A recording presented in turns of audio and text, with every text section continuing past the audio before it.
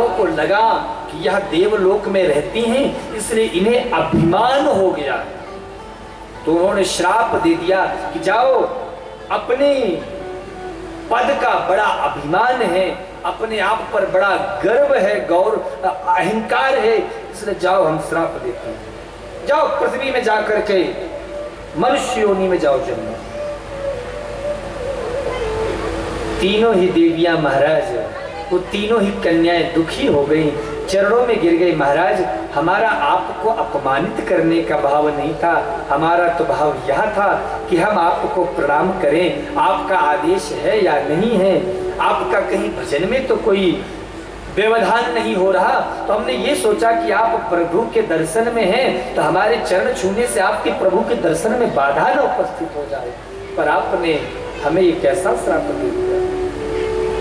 तब संतों ने कहा कि चिंता मत करो, तुम पृथ्वी पर जन्म तो लोगी, लेकिन तुम्हारे यहाँ स्वयं जगदम्बाएं, जगत जननी तुम्हारे यहाँ जन्म, और वहां पे तुम्हें भगवान श्री हरि के पुनः दर्शन होंगे, तो परमात्मा के शिव के दर्शन तुम्हें पुनः होंगे।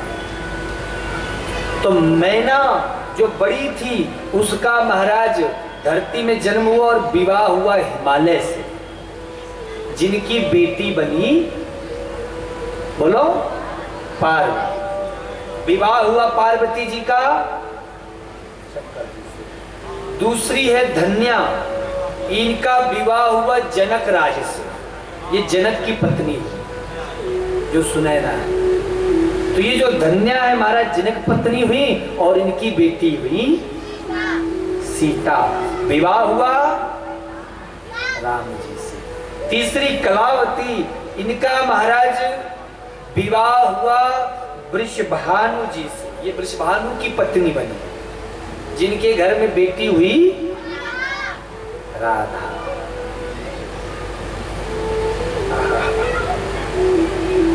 जिनका विवाह हुआ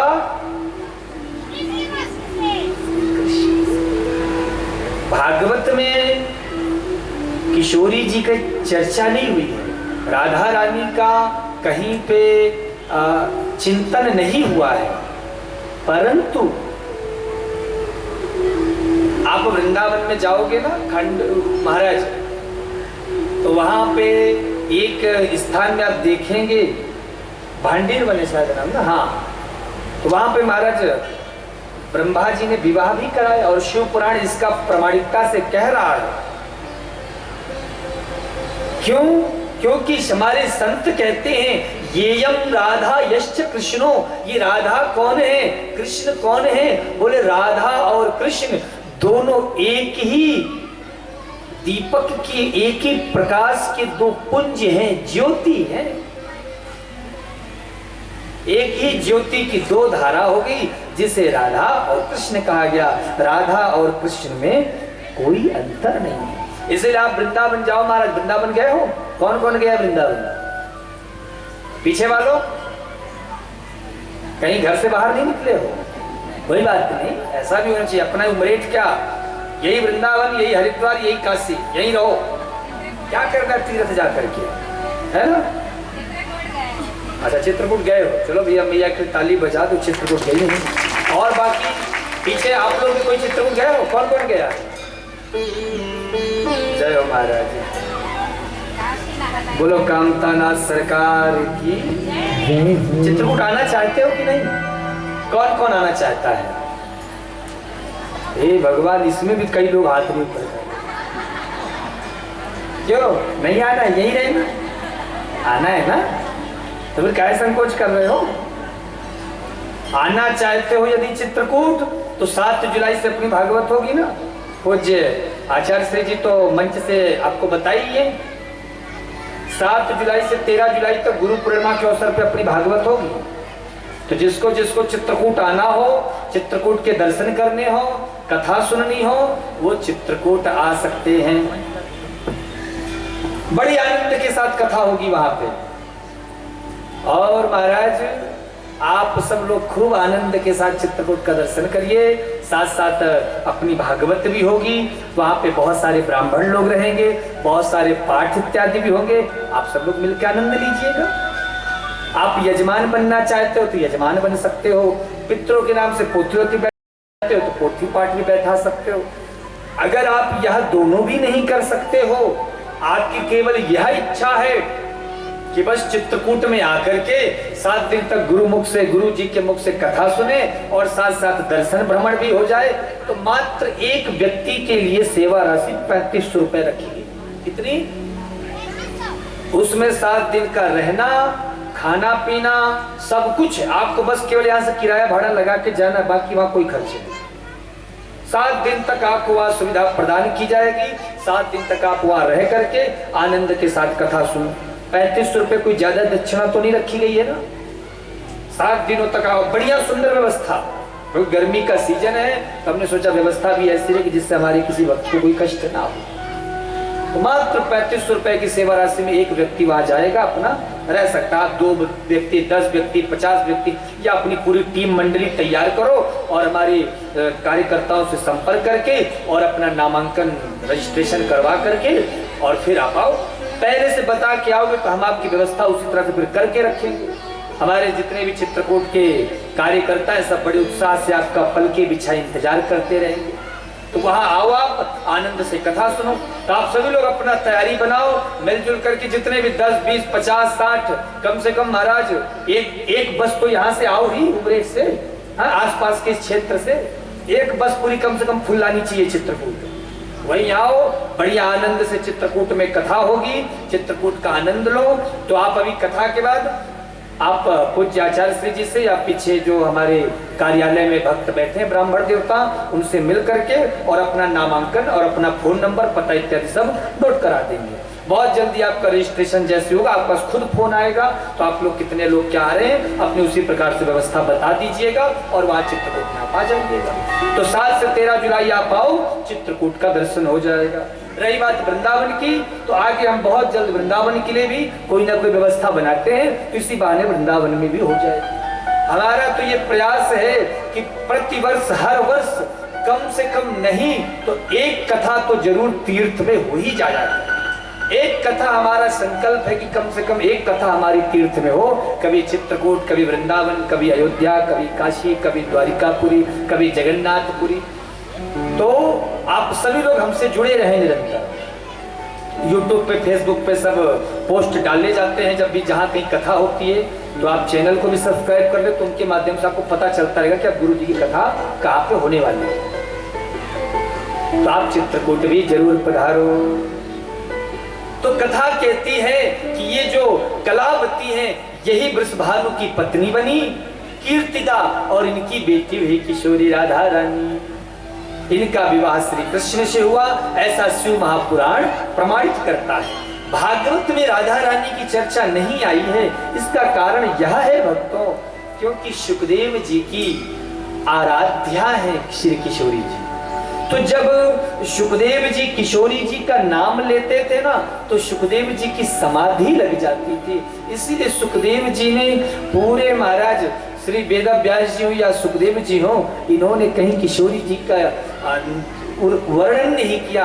यहाँ तक कि प्रमाणिकता के अनुसार हमारे संतगण कहते हैं कि 18,000 श्लोक हैं भागवत में, प्रति श्लोक में किशोरी जी का वर्णन है। व्याकरण की दृष्टि से अगर देखें, लेकिन स्पष्ट रूप से कहीं नहीं दिया गया है, लेकिन गुप्त रूप से कई जगह राधा रानी के नामों की चर्चा हुई है। तो किशोरी जी साक्षात महाराज सुखदेव जी की आराध्या है, इष्ट हैं, इसलिए प्रमाणित रूप से नहीं है, लेकिन ऐसा माना गया है कि बिना किशोरी जी के कृष्ण अधूरे हैं और बिना कृष्ण के किशोरी राधा रानी जी अधूरी। इन दोनों की कथा एक दूसरे के बिना पूर्ण नहीं हो सकती है। इसलिए आप वृंदावन जाओगे ना, तो वहां आपको कहीं पे कोई कृष्ण कृष्ण नहीं कहेगा, सब वहां पे आपको एक ही नाम कहते हुए मिलेंगे। कौन सा नाम है?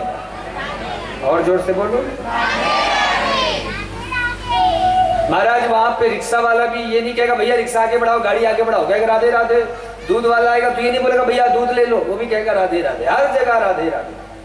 मैं जब बहुत छोटा था तो पहली बार जब गया वृंदावन, तो मैंने जब देखा तो हमने अपने गुरुजी से पूछा, मैंने कहा ये हम वृंदावन ही आए हैं या बरसाने आ गए हैं? बोले नहीं नहीं वृंदावन। हमने कहा यहाँ कुछ बांके बिहारी जी की कुछ महिमा दिख नहीं रही है। बोले यहाँ पे तो बांके बिहारी जी छोटे से प्रांगण में ही है, वहीं पर बस वहां पे भी महाराज लोग जा जाके राधे राधे का ही नाम गाते हैं। पूछा कारण, बोले भैया अगर कृष्ण कृष्ण पुकारोगे तो हो सकता है भगवान आने में देर कर दे, आने में विलंब हो जाए, लेकिन यदि तुम राधे राधे का नाम उच्चारण करोगे तो हमारे बंसी वाले, हमारे कन्हैया आने में पल भर की देरी नहीं करेंगे, तुरंत दौड़ करके आ जाएंगे। आओ एक छोटा सा भाव स्मरण में आ रहा है, चलो 2 मिनट के लिए हम लोग सभी लोग मानसिक रूप से श्री धाम वृंदावन की यात्रा करते हैं।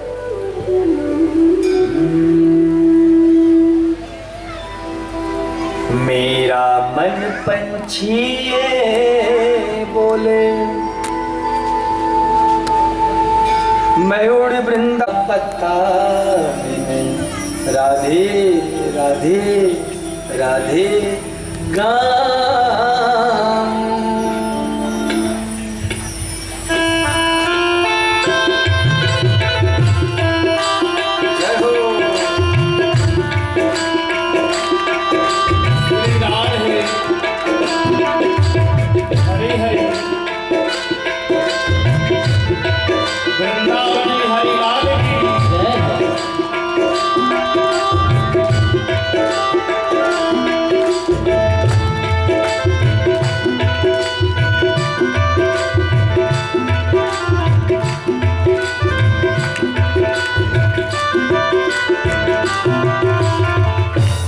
मेरा मन पंछी ये बोले,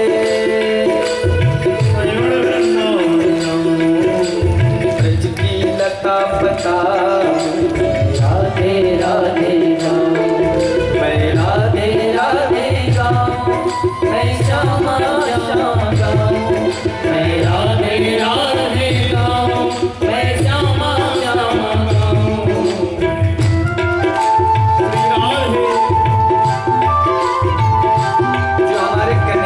प्रेम करते हैं वो जरा दोनों हाथों से सेवा करें।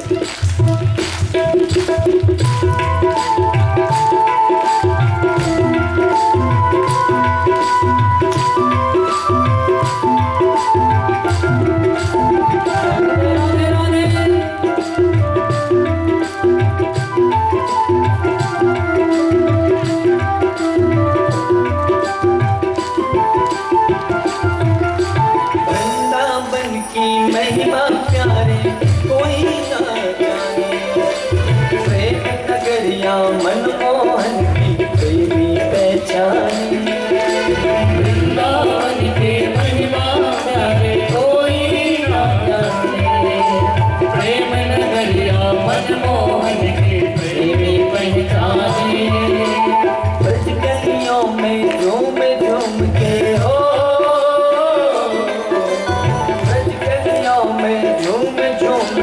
मन की तपन पुजाऊं, ब्रज की लता पता राधे राधे गाऊं, मैं राधे राधे गाऊं, मैं श्यामा श्यामा गाऊं, मैं राधे राधे गाऊं, मैं श्यामा श्यामा गाऊं।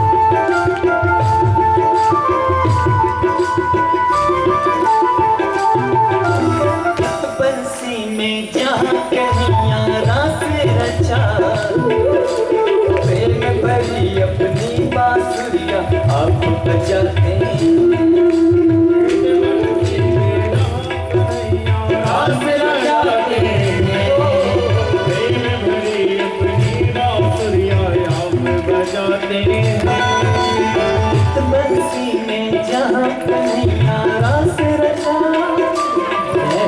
प्रेम भरी अपनी बांसुरियां आप बजाते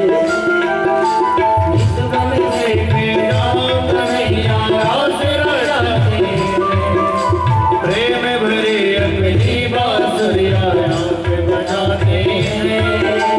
राधा संग नाचे सांवरिया हो,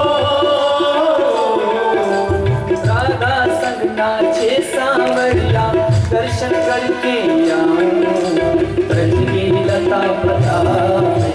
राधे राधे मैं राधे राधे राम, मैं श्यामा श्यामा गाऊं। मैं राधे राधे राम, मैं श्यामा श्यामा गाऊं।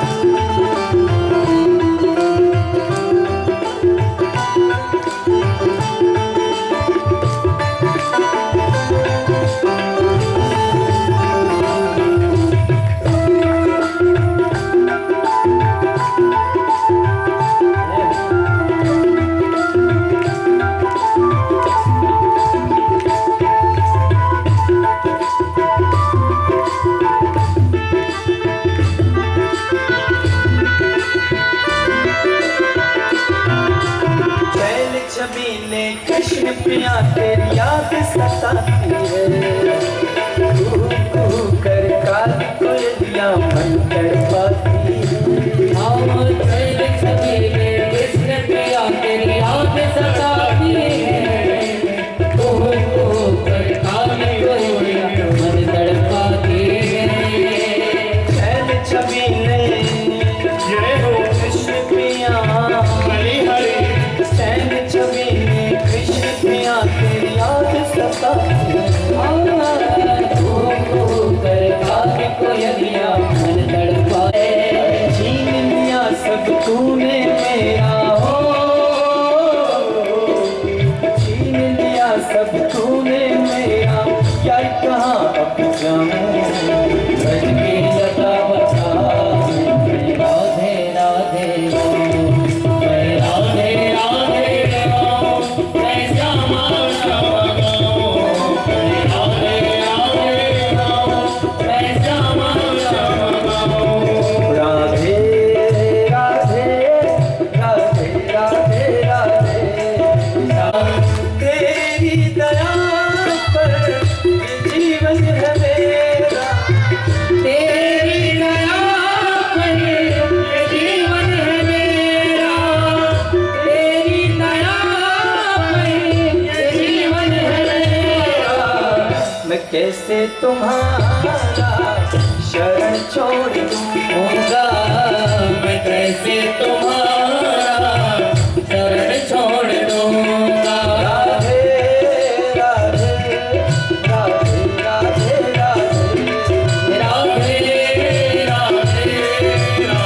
राधे राधे राधे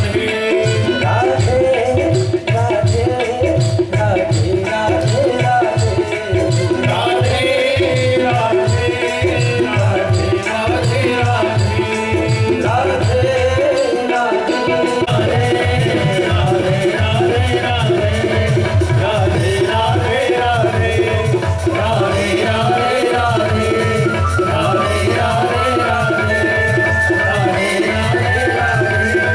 राधे राधे राधे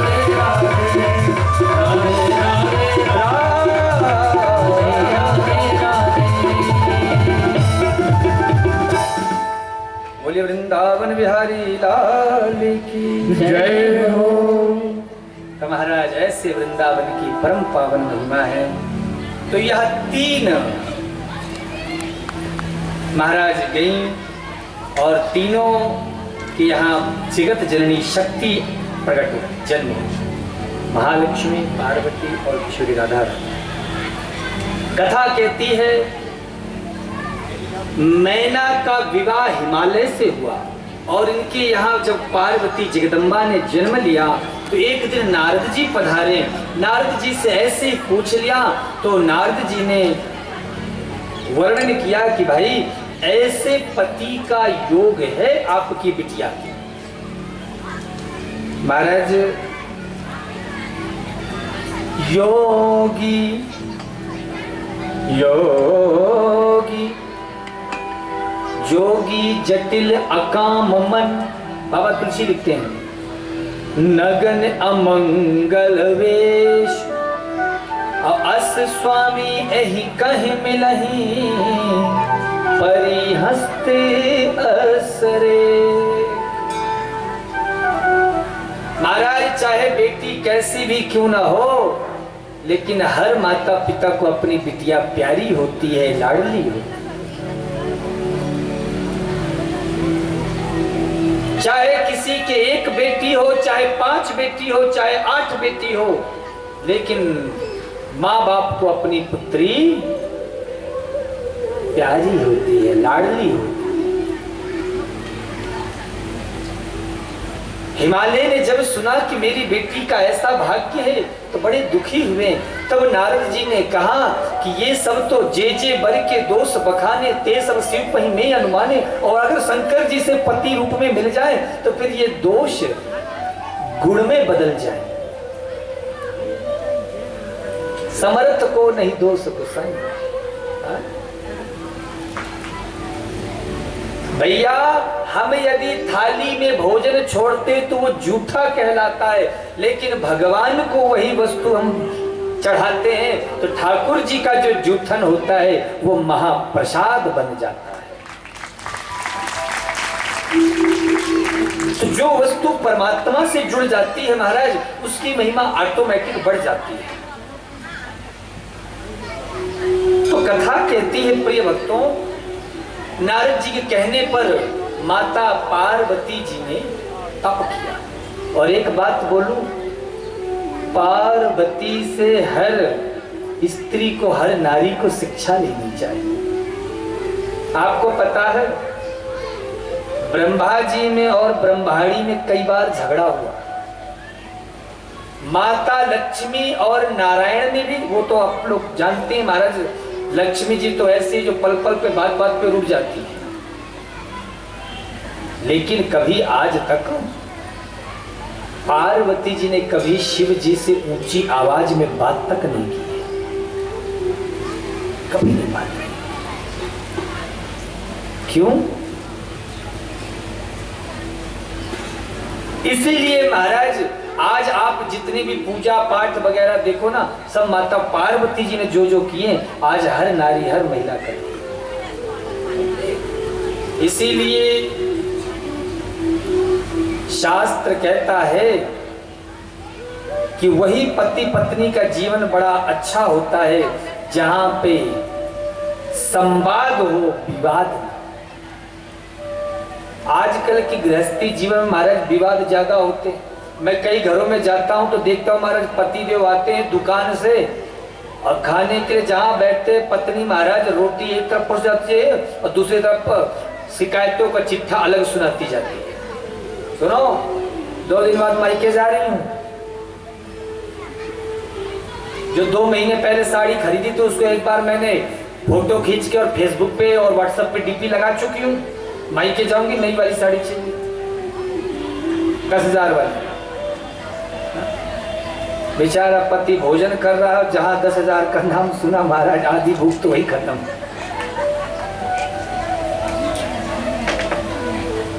तो इसलिए प्रिय भक्तों, भोजन के समय तो जरा से भी बात तक नहीं करी। शास्त्रों में तो ये तक कहा गया भोजन के समय बोलना भी नहीं चाहिए, मौन होकर के भोजन ग्रहण करना चाहिए। लेकिन आजकल महाराज मैं 90% के घरों में देखता हूँ दुनिया के सारे काम भोजन के समय ही करते हैं।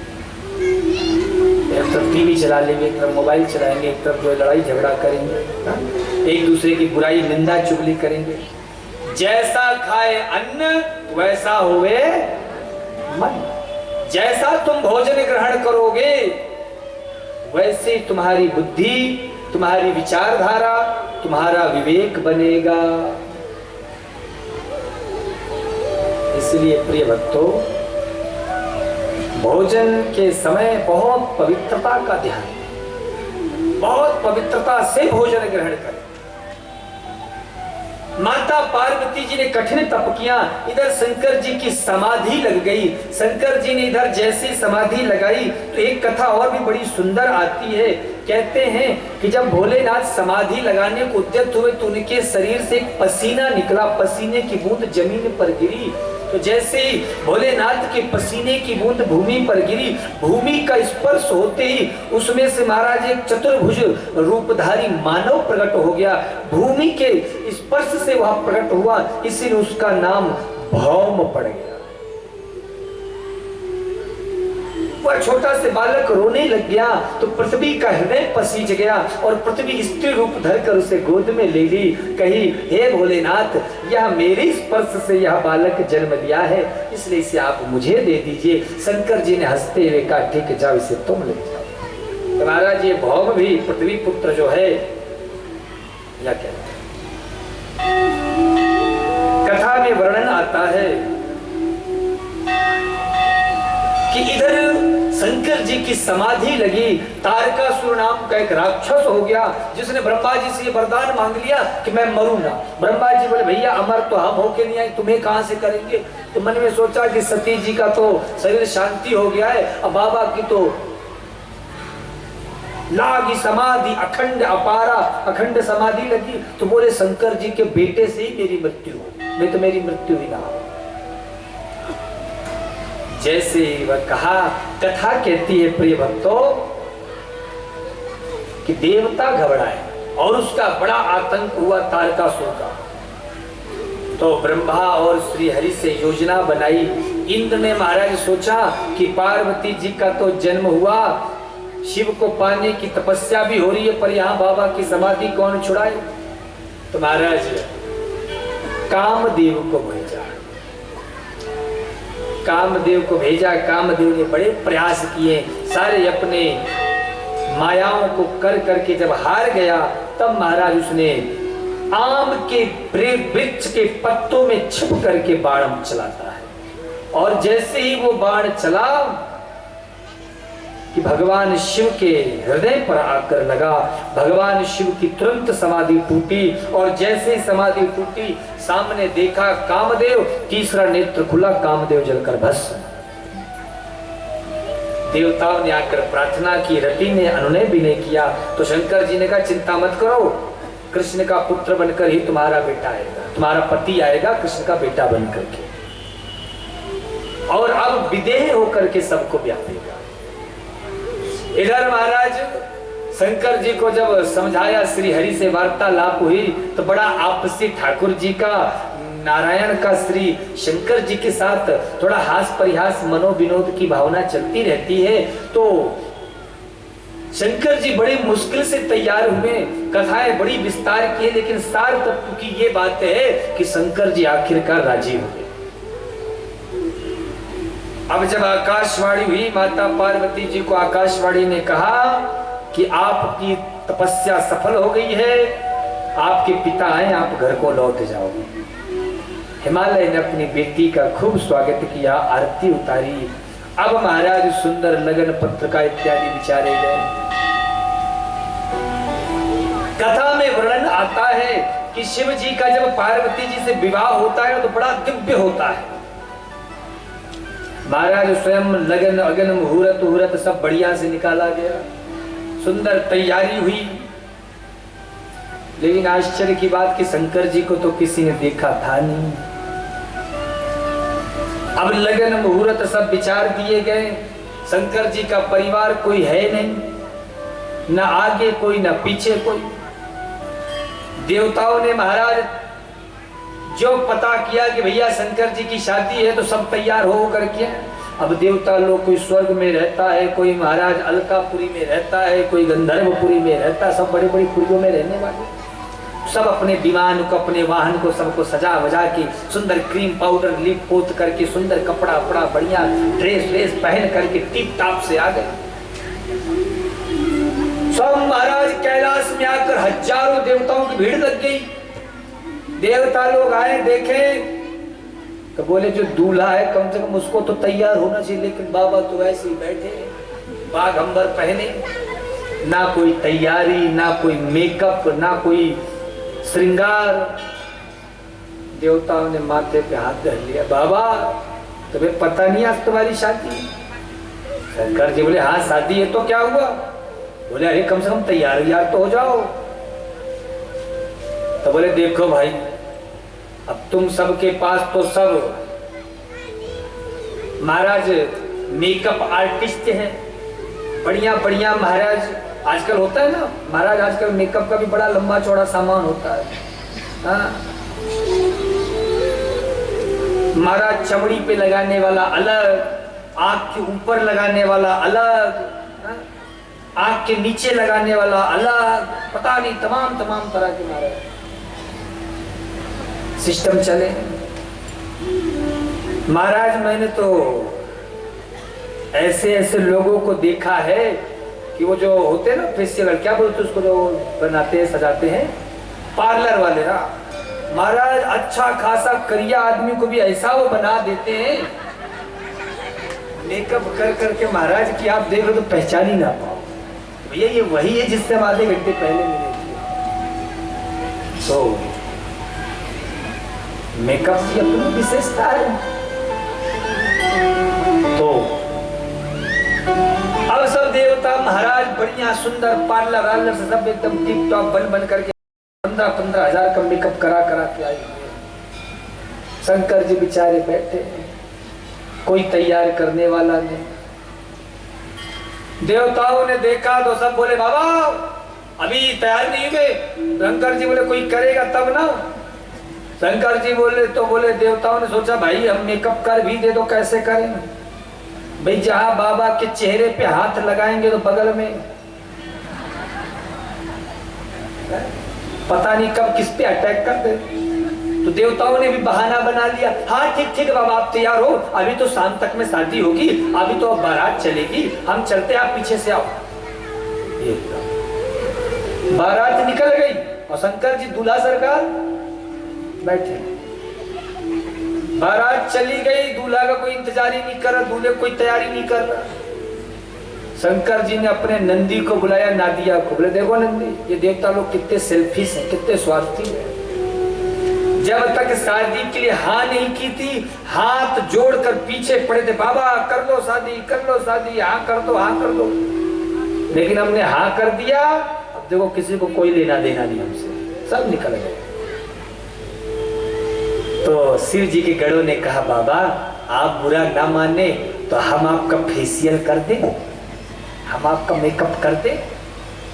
भाई हम लोगों के जीवन में ऐसे अवसर कहाँ आते हैं, पहली बार ऐसा अवसर आया है कि अपने स्वामी को, अपने नाथ को, अपने प्रभु की सेवा करने का, उनको सजाने का अवसर मिल रहा है।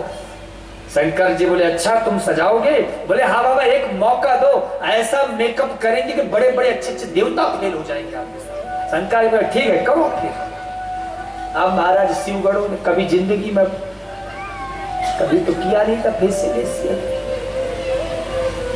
तो बोले देखो पहले पाउडर लगाया जाता है चेहरे पे, क्यों? बढ़िया अच्छा चमक मारने लग जाता है चेहरा। पाउडर कहाँ से ला? पाउडर भी तो होना चाहिए, कैलाश में कहाँ से पाउडर मिलेगा? तो जो महाराज भभूति थी, भस्मी थी वहां, उसी को उठाया और शंकर जी के पूरे चेहरे में पोत दिए, सब जगह पूरे शरीर में। और वो भी महाराज लगाया नहीं, पोता पूरा। शंकर जी हमारे कैसे हैं? बोले कर्पूर गौरव, हमारे शंकर जी बहुत गोरे हैं। कैसे हैं?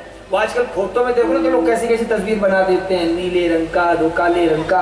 हमारे शंकर जी का महाराज जितनी फोटो सब डुप्लीकेट है।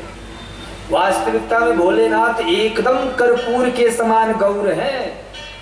तो वो नीले वर्ण के दिखते क्यों हैं?